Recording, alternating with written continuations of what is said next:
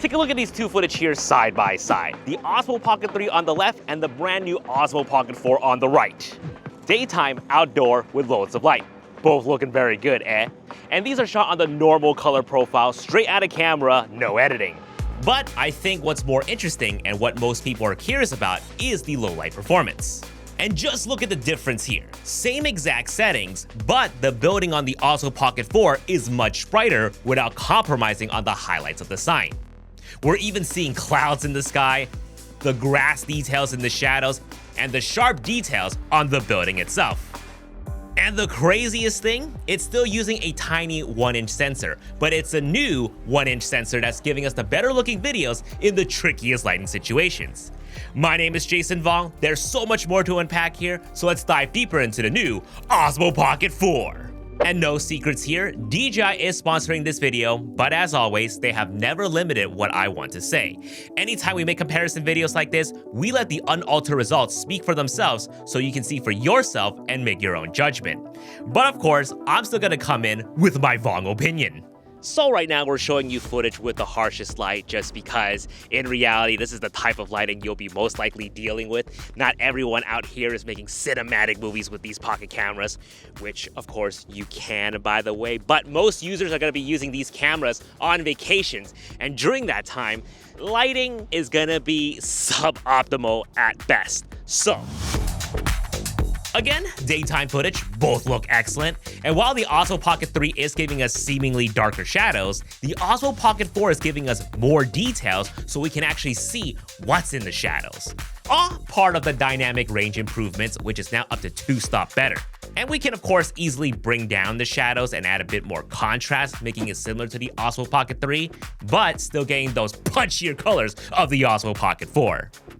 Granted, if you don't mind doing some lighting and color adjustments in post. It's worth it though, I promise. But the extra details in the shadows is especially meaningful for D-Log users. You see, for the last couple of years, even the most casual creators are shooting in D-Log M10-bit with their Osmo Pocket 3 and applying the standard DJI color conversion LUT because they feel it gives them better colors. However, D-Log M left the more power users wanting more because it's not the same D-Log as the one DJI uses in their more professional drones, which arguably color grades way better than D-Log M. Finally! Not to mention, the highlights are preserved so ridiculously well. See the electronic billboard sign here on the left? Completely blown out on the Pocket 3, but absolutely clear on the Pocket 4. So if you make the upgrade to the Osmo Pocket 4, just make sure to get the new D-Log specific LUTs because the ones for D-Log M made specifically for Osmo Pocket 3 aren't going to translate well with the Osmo Pocket 4. Now what if we don't want to color grade? Well, DJI has film simulations now, 6 of them in fact, and a couple of which are Fuji inspired. CC, NC, yeah, only Fujifilm users are going to know what those acronyms mean. But what it means for the rest of us are nicer color presets straight out of camera. And my favorite has been the warm tone. You can of course adjust the intensity to your liking. The Osmo Pocket 4 can now shoot 4K up to 240 frames per second for all of our ultra smooth slow motion needs, and it can do slow shutter effect in camera. But personally, what I've been enjoying the most is the 2x lossless zoom, which has been incredibly handy to get these types of compression-ish shots. It just kind of helps with shot varieties, you know what I mean? Wide coverage to help us establish our scenes, and a semi-close-ups for attention to details.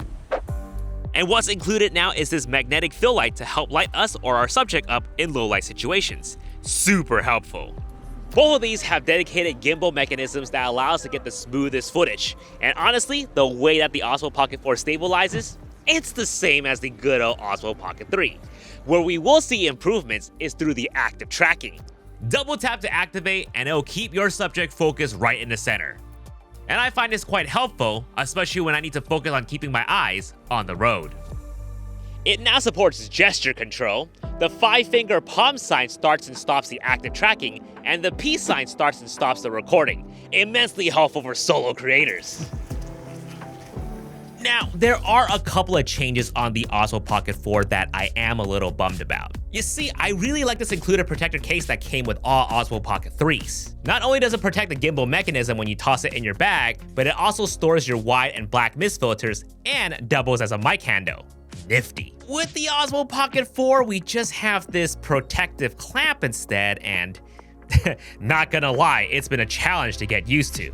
But the huge reason for this change is because some current Osmo Pocket 3 users felt this protective case creates too much bulk in their bag, so this new clamp here is a way to keep the new Osmo Pocket 4 slim and portable while still protecting the gimbal mechanism, truly making it a pocket camera.